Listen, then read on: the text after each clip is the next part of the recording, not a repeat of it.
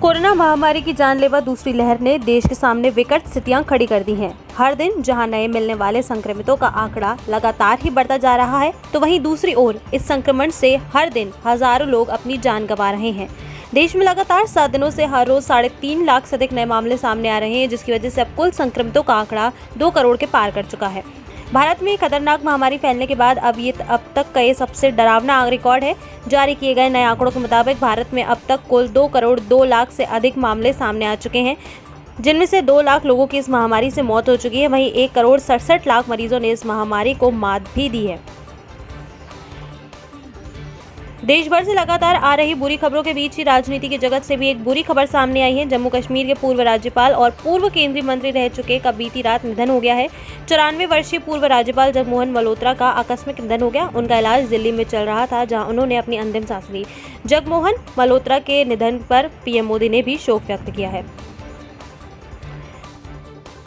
पश्चिम बंगाल विधानसभा चुनाव के नतीजे बीती 2 मई को जारी हो चुके हैं। बंगाल में ममता बनर्जी की टीएमसी ने एक बार फिर बंगाल की सत्ता को अपने कब्जे में कर लिया है, लेकिन टीएमसी की जीत के बाद बंगाल में गुलाल से नहीं बल्कि बीजेपी के खून से ममता की जीत का जश्न मनाया गया। बंगाल चुनाव के नतीजों के साथ साथ बीजेपी को वोट डालने के नतीजे भी सामने आए हैं।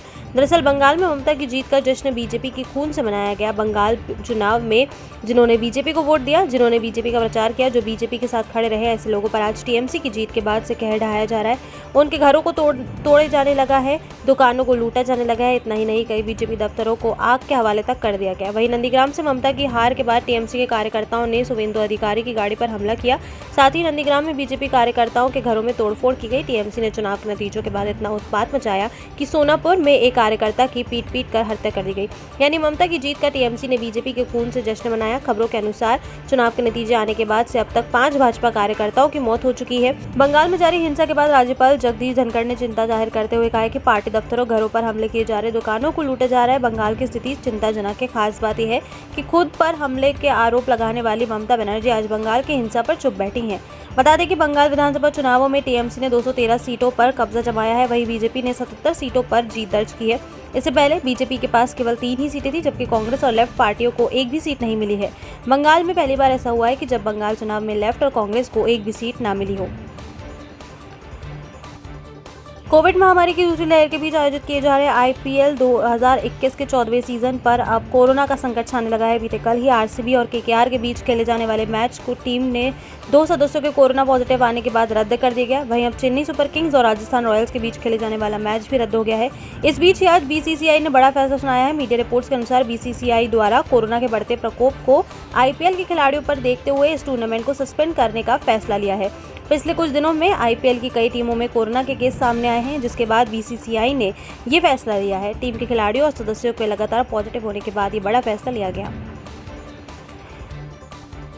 देश में कोरोना संक्रमण की रफ्तार बहुत तेजी से बढ़ रही है। कोरोना के बढ़ते खतरे के कारण लोगों के मन में भय बैठ गया है। देश में कोरोना के बढ़ते खतरे को देखते हुए भारतीय रेलवे ने ट्रेनों को रद्द करने का फैसला किया है। अगर आप ट्रेन से कहीं यात्रा करने के बारे में सोच रहे हैं तो घर से निकलने से पहले ये जान लीजिए कि कहीं आपकी ट्रेन कैंसिल तो नहीं हो गई है। उत्तर रेलवे ने हाल ही में कई ट्रेनों को रद्द करने का फैसला किया है। ट्रेनों के रद्द होने से प्रवासी मजदूरों की समस्या बढ़ गई है।